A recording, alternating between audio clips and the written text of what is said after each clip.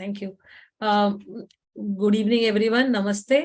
Lung connect से मैं काफी टाइम से जुड़ी हुई हूँ। हालांकि सर्जरी के बारे में मौका बोलने के लिए कम मिलता है लंग कैंसर के बारे में।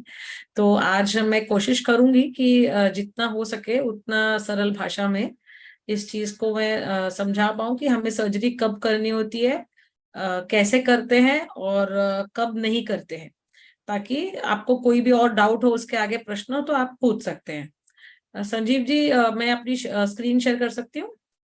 Yes yes yes doctor. Okay,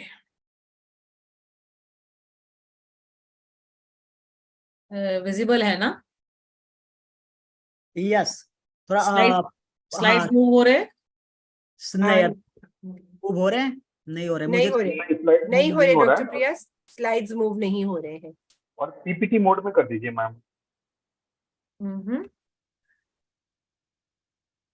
ऐसे ऐसे हो रहे हैं? नहीं डॉक्टर, हाँ ऐसे हो रहे हाँ हैं, ऐसे बोल। ठीक है, ऐसे हो रहे हैं, ऐसे बोल देती हूँ। ऐसे बोल दीजिए, चलेगा Okay. डॉक्टर प्रिया। ठीक है, नमस्ते। कर मेरा दीजिए नाम ना, उसका पीपीटी मोड कर दीजिए ना, सही कर रहे थे आप। आप F5 दबाएंगे तो पीपीटी मोड हो जाएगा। F5 F5 F5 F5 होना F5 चाहिए। F5 F5 अब हुआ? नहीं हुआ। नहीं, F5 तो किया तो वो ये तो हो गया, बड़ा तो हो गया स्क्रीन। ओके, हो रहा है क्या चेंज कुछ? नहीं हो रहा। एक्चुअली ना मैम, आपने जो शेयर ऑप्शन के बाद ना ये प्रेजेंटेशन शेयर किया, आप शेयर स्क्रीन कीजिए, स्क्रीन देन का इट विल हैपन। हाँ, यस सर। एक सेकंड।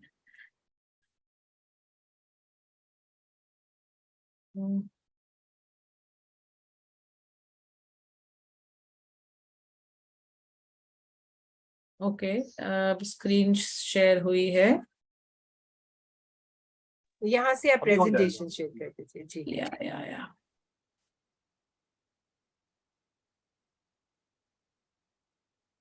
या 1 सेकेंड।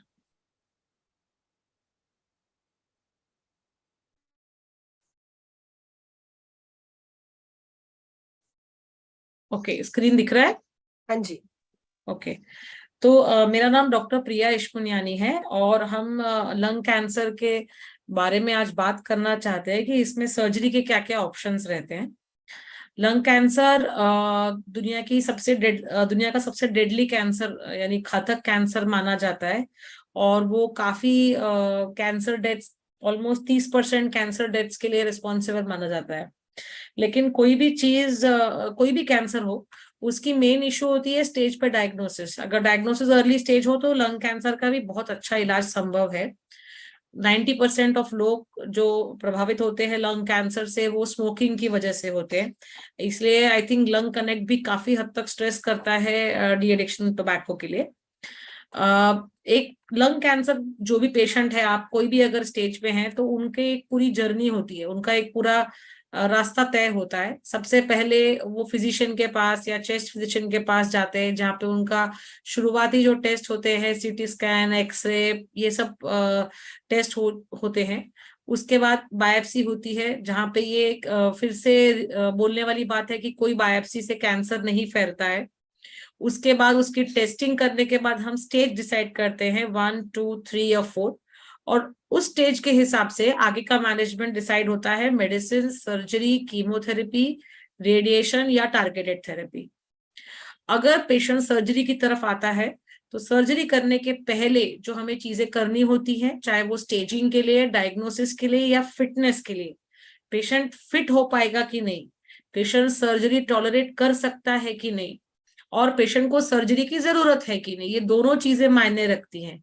अगर एक बहुत ही एल्डरली, बहुत ही कमजोर इंसान हो, उनको स्टेज 2 या 3 भी हो, तो हम कभी कभी ऑल्टरनेटिव ढूंढते हैं सर्जरी के बदले की शायद सर्जरी सहन न कर पाए। तो कोई भी पेशेंट जब आता है तो ट्रीटमेंट के पहले उनका हम डायग्नोसिस कंफर्म करते हैं। टाटा में जो आप पेशेंट्स रहेंगे तो उनका या तो मीडिया स्टेनोस्कोपी, मतलब दूरबीन डाल के अंदर से बायोप्सी लेते हैं, पेट सीटी स्कैन होता है, वीडियो ब्रोंकोस्कोपी करते हैं, जो नाक में से एक पाइप डाल के अंदर से पूरा चेक करते हैं। उनकी फेफड़ों की ताकत कितनी है उसके लिए हम लोग पल्मोनरी फंक्शन टेस्ट करते हैं, और कभी कभी ब्रेन का MRI भी करते हैं। तो इतने सब इसमें अगर आप पूछेंगे कि सर्जरी किस में की जाती है, कौन से पेशेंट्स में, कितने स्टेज तक हम सर्जरी कर सकते हैं, तो स्टेज 1 से लेकर 3B तक सर्जरी का कोई ना कोई रोल रहता है। बहुत ही एडवांस स्टेज 3 या फिर स्टेज 4 में सर्जरी का नॉर्मली रोल नहीं होता है। स्टेज 1 और 2 में ज्यादातर हम सर्जरी पहले करते हैं, उसके बाद अगर हमें जरूरत पड़े तो हम कीमोथेरेपी या रेडिएशन या टारगेटेड थेरेपी देते हैं। और स्टेज 3 में यानी 3 का A और B अगर हमें पेशेंट डायग्नोस हो तो ज्यादातर हम पहले कीमो देते हैं, ताकि जो सेल्स खून में सर्कुलेट हो रहे हैं उनको हम पहले मार सके, पहले अटैक कर सके, बीमारी को छोटा कर सके, और फिर हम सर्जरी के लिए जाते हैं। तो काफी हद तक स्टेज 1 से लेकर 3B तक सर्जरी का काफी इंपॉर्टेंट रोल है, और सर्जरी करने से काफी क्यूरेटिव चांस जो होते हैं, बेटर होने के चांस हैं, वो बढ़ जाते हैं।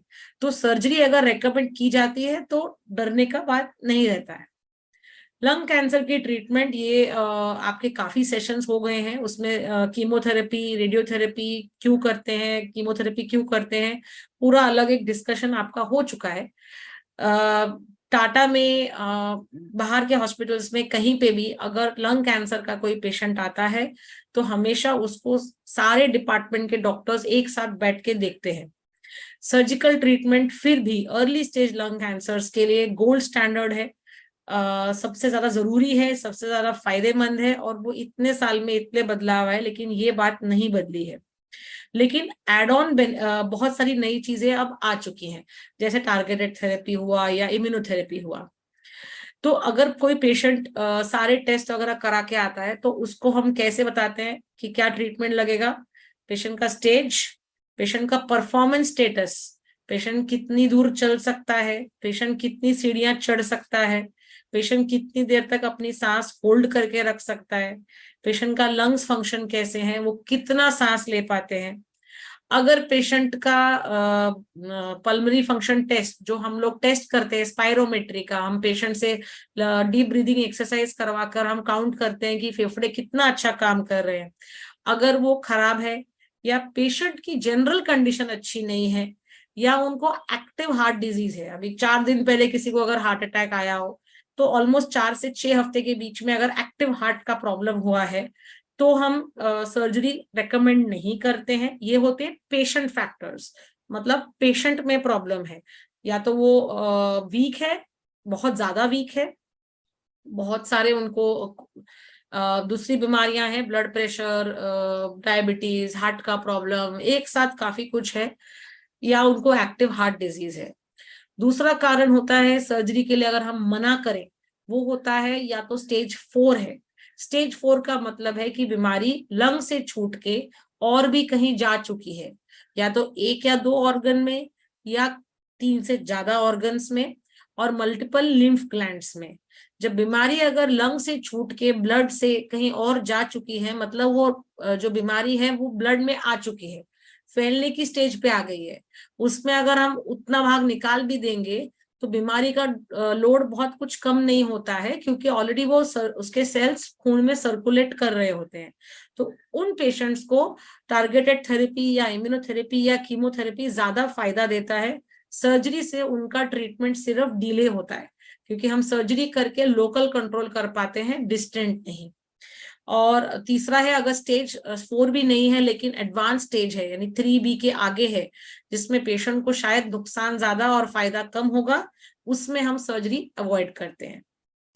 अगर किसी पेशेंट को सर्जरी एडवाइस होती है, सबसे पहले आपको क्या करना है, ये जो मैंने लिखा है इसके भी एक चीज पहले रखनी है आपको, वो है स्ट्रॉन्ग मेंटल विल पावर। अगर आप पॉजिटिव विल पावर में रहेंगे, पॉजिटिव आउटलुक में रहेंगे, तो 99% पेशेंट्स लंग की सर्जरी से आराम से आजकल के टेक्नोलॉजी से गुजर लेते हैं, सो प्रॉब्लम नहीं होती है। तो first thing is a positive mindset, strong will power. Second, if you are a smoker, जिस दिन आपको मालूम पड़े कि कैंसर है उस दिन से आपकी स्मोकिंग बंद होनी चाहिए। चेस्ट फिजियोथेरेपी शुरू करना चाहिए, कभी कभी अगर डॉक्टर्स बिजी होने के स्केड्यूल में कभी रह जाए ये बोलना, क्योंकि ये आम सी बात लगती है, तो रेगुलर 45 मिनट्स का वॉक और एक स्पायरोमेट्री का जो एक्सरसाइज, बलून फुलाने का एक्सरसाइज, अपने पोते पोतियों को बलून फुला के दीजिए। ये एक्सरसाइज आपके फेफड़ों को और स्ट्रॉन्ग करती है ताकि सर्जरी की रिकवरी अच्छी हो सके। कोई भी लंग की सर्जरी के पहले डॉक्टर आपका डिटेल्ड लंग फंक्शन टेस्ट करके लेंगे और अगर जरूरत पड़ेगी तो एंटीबायोटिक शुरू करेंगे। लंग की सर्जरीज के बारे में एकदम छोटा सा बोलने के पहले, इतना बड़ा ये मत देखिए, आपके लिए ये नहीं है, मुझे वंदना मैम बोल चुकी है, लेकिन वक्त नहीं मिला उसको निकालने का। तो इतनी सी बात सोचने की है कि हमारे शरीर में 2 फेफड़े होते हैं, राइट और लेफ्ट। राइट के 3 भाग होते हैं, लेफ्ट के 2 भाग होते हैं। तो जब हम सर्जरी करते हैं तो किस टाइप की सर्जरी हो सकती है? पहली कि सिर्फ बीमारी और उसके पास का एक मार्जिन हम निकालें, उसको वेज डिसेक्शन बोलते हैं। या ये जो बहुत सारे आपको लाल पीले हरे दिख रहे हैं, इनको सेगमेंट्स बोलते हैं। बहुत छोटे हिस्से होते हैं लंग के, तो हम वो लंग का वो छोटा हिस्सा निकालें। या तो हम लंग का एक भाग यानी एक लोब, राइट साइड के 3 होते हैं, लेफ्ट के 2 लोब्स होते हैं, उसमें किसी एक लोब को निकाले, उसको लोबेक्टमी बोलते हैं। और कुछ पेशेंट्स में, काफी कम पेशेंट्स में, हम पूरा लंग निकालते हैं। अगर हम पूरा लंग निकालते हैं और अगर पेशेंट फिट होता है, क्योंकि हम फिट पेशेंट का ही लंग निकाल सकते हैं, अगर फिट होते हैं और अगर हम लंग निकालते हैं तो वो पेशेंट भी आराम से आगे जाके 5 से 7 किलोमीटर की वॉक कर सकता है, अगर वो अपना ध्यान रखे तो, और रिकवरी में खुद की हेल्प करे तो लंग की सर्जरी सिर्फ पूरा लंग, पूरा हम फेफड़ा निकाल देगा डॉक्टर, ऐसा नहीं होता है। बहुत छोटे से लेकर बहुत बड़े में उसकी पूरी रेंज होती है। अगर कोई एक लोब हम निकालते हैं, तो जैसे ये राइट जो फोटो है, इसमें हमने राइट लंग का ऊपर का जो भाग है उसको निकाला है। साथ साथ जो लिम्फ नोड्स रहते हैं, जो ये हरे कलर के आपको दिख रहे हैं साथ में, तो जितने भी हरे कलर के लिम्फ नोड्स राइट साइड के लंग को सप्लाई करते हैं, उतने पूरे लिम्फ नोड्स डॉक्टर आपका साथ में निकालता है। ये देखने के लिए 2 फायदे होते हैं ये करके। एक होता है कि एग्जैक्ट स्टेज आता है कि बीमारी किस लिम्फ नोड तक गई है, तो उससे हमें आगे की थेरेपी देनी है, नहीं देनी है, क्या देनी है, उससे बहुत गाइडेंस होता है। और दूसरा, अगर बीमारी लोकलाइज्ड है तो वो पूरे नोड्स निकालने से बीमारी बॉडी से उस समय के लिए पूरी क्लियर हो जाती है। तो लिम्फ नोड्स निकालने के 2 फायदे होते हैं। लिम्फ नोड्स हमारे बहुत सारे होते हैं। जो हम लंग सर्जरी करते हैं तो हम देखते हैं कि कौन सा लंग का पार्ट निकालना है, वो लंग का पार्ट कौन कौन से लिम्फ नोड्स को सप्लाई हो रहा है, वो लिम्फ नोड्स हम लोग मैप करके निकालते हैं। सर्जरी कैसे डिसाइड होगी? अब आप बोलेंगे हमारा, किसी को तो बोला पूरा फेफड़ा निकालना है, किसी को बोला लोब निकालेंगे, किसी को बोला कि हम एक छोटा टुकड़ा निकालेंगे, तो हम वो कैसे डिसाइड करते हैं? सबसे पहले सेगमेंटेक्टमी, यानी लंग का एकदम एक छोटा हिस्सा, हर लंग के हिस्से को डिवाइड किया गया है 5, 6, 7 अलग छोटे छोटे हिस्सों में। जैसे इंडिया को बहुत सारे स्टेट्स एंड देन सब स्टेट सिटीज में डिवाइड किया गया है, वैसे ही लंग के 3 लोब्स और 2 लोब इंडिया के स्टेट्स हैं, लेकिन उन सब स्टेट्स के अंदर उनकी एक सिटीज है।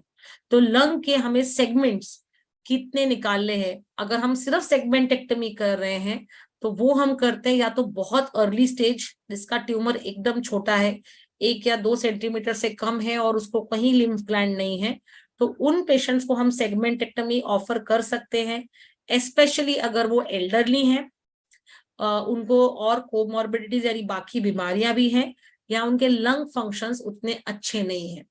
ये 3 कारणों से हम सिर्फ सेगमेंटेक्टमी एडवाइस करते हैं। दूसरा है लोबेक्टमी, यानी एक बड़ा भाग लंग का निकालना, एक लोब निकालना। वो अभी तक गोल्ड स्टैंडर्ड है। धीरे धीरे साइंस और टेक्नोलॉजी से बदलाव आ रहा है कि हम और कम निकाले, लेकिन सर्वाइवल पेशेंट का सेम रहे। लेकिन अभी तक के लिए लोबेक्टमी अगर हम कर पाए, that is the gold standard for lung surgery.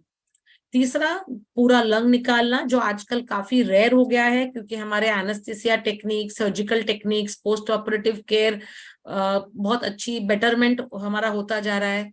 Patient अगर फिट है तो ही ये सर्जरी होती है और बहुत ही रेयर केसेस में इस सर्जरी की जरूरत पड़ती है। कहीं कहीं पे हम सर्जरी को छोड़ के टारगेटेड थेरेपी में भी विश्वास कर सकते हैं अगर लगता है कि पेशेंट उतना फिट नहीं है। तो सर्जरी कोई भी तरीके की हो, सबसे पहले आप हमारे पास आके पेशेंट पूछता है कि आप कट करके करेंगे कि दूरबीन से करेंगे कि आप रोबोट से करेंगे, तो अलग अलग सेंटर्स में अलग अलग डॉक्टर्स अलग अलग चीजें से कंफर्टेबल है, या पेशेंट्स की जो स्टेटस होती है वो अलग अलग होती है, बीमारी कितनी छोटी है, पहले कोई कीमोथेरेपी आपको मिला है या नहीं मिला है, काफी कुछ उसमें डिपेंडेंट रहता है।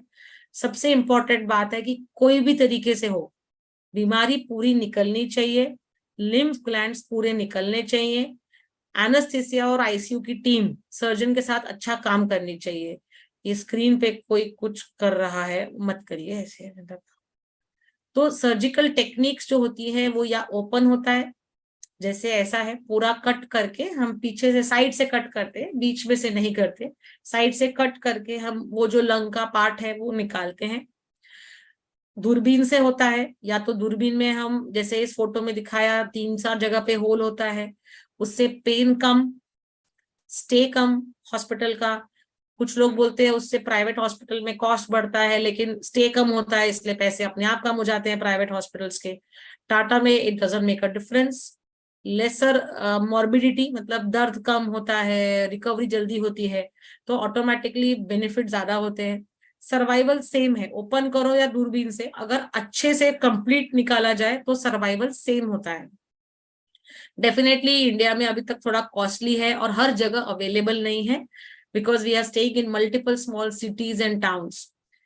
तीसरा तरीका होता है यूनिपोर्टल वैट्स, ये भी टाटा में भी होता है, और हम जैसे थोरेसिक सर्जन बाहर भी काफी करते हैं, जिसमें एक ही 5 सेंटीमीटर का एक कट होता है, जिसमें दूरबीन, इंस्ट्रूमेंट सब डालकर जो भी लंग का पार्ट निकालना है वो निकालेंगे। उससे भी पॉइंट यही है, छोटा कट, पेन कम, स्टे कम, लेकिन cost is a problem and availability is a problem, हर जगह नहीं मिलता है। डॉक्टर प्रिया, हाँ जी, सॉरी मैं रोक रहा हूँ, इसको ना स्टॉप करके ना डिसेबल कर दीजिए। एक ऑप्शन आता है जहां से आप शेयर कर रहे हैं ना, यहाँ पे एंटोम करके एक ये आता है, उसको डिसेबल कर दीजिए, तो ये कोई भी जो भी ये कर रहा है ना बदमाशी नहीं कर पाएगा। एनोटेट करके एक है, रिमोट कंट्रोल में नहीं ना, इसको डिसेबल किसको करना है? एनोटेट करके आएगा एक, एनोटेट आप पार्टिसिपेंट पे जाएंगे, ये देखिए डिसेबल एनोटेट हाँ हाँ हाँ, रुचि अच्छा, ने बताया। ओके, डिसेबल क्लिक कर दिया मैंने, ओके। हाँ, बट एक बार ना इसको फिर से स्टॉप Restart- करके फिर से शेयर कर दीजिए। रीस्टार्ट कर लेते हैं। रीस्टार्ट करो क्या? जी रीस्टार्ट कर लीजिए डॉक्टर प्रिया। और जिसने ये किया है वो बहुत गलत किया है। यहाँ पे डॉक्टर प्रिया अपना टाइम निकाल के आप कोई बात सबको नहीं, खत्म होने वाला, टेंशन नहीं लेना। किसी जानबूझ के नहीं किया होगा, गलती से किया होगा। हाँ, वो मस्ती मजाक में हो गया गया ना, हाथ लग गया होगा। लेकिन तो ध्यान रखिए। हाँ, सबसे इम्पोर्टेंट जो आज बोलने की बात है कि सर्जरी जब हम करते हैं तो हमारा एम होता है कि बीमारी पूरी निकले और लिम्फ ग्लैंड सारे निकले। डॉक्टर ओपन करता है, दूरबीन से करता है, रोबोट से करता है, छोटा पार्ट निकालता है, बड़ा पार्ट निकालता है, ये अलग अलग फैक्टर्स डिसाइड करते हैं। जैसे आपको मैंने बताया, स्टेज कैसा है, पेशेंट की जनरल कंडीशन कैसी है, पेशेंट कितना टॉलरेट कर सकता है, काफी कुछ उसमें एक चीज ज्वाइन करके देता है। बट विच एवर मोड, कोई भी मोड हो, कोई भी सर्जरी हो, एडिक्वेट सर्जरी और गुड नोडल क्लियरेंस होना चाहिए, ग्लैंड्स पूरे निकलने चाहिए। ये स्लाइड सर्जरी के लिए नहीं है, लेकिन अगर आप जनरली याद रखना चाहते हैं कि कैसे शक पड़े किसी को कि लंग कैंसर हो सकता है, so this is a mnemonic जो रिमेम्बर करना चाहिए, ब्रीथ, सांस। अगर किसी के खांसी में या थूक में खून आ रहा है, बार बार रेस्पिरेटरी इन्फेक्शन हो रहे हैं, खांसी जो ठीक नहीं हो रही है, शोल्डर में या बैक में या चेस्ट में पेन हो रहा है, सांस लेने में तकलीफ हो रही है, होर्सनेस, आवाज का बदलापन या तकलीफ है, जैसे अस्थमा की तकलीफ है, या बहुत थकावट है, या बिना कारण वजन कम हो रहा है, तो शक पड़ना चाहिए कि कुछ लंग्स की इश्यू हो सकते हैं और अपने डॉक्टर को जरूर दिखाना चाहिए। इसमें से मैं जितना कंसाइज सिंपल कर पाई मैंने किया। डेफिनेटली जो क्वेश्चंस रहेंगे I will be more than happy to address regarding surgery. Thank you.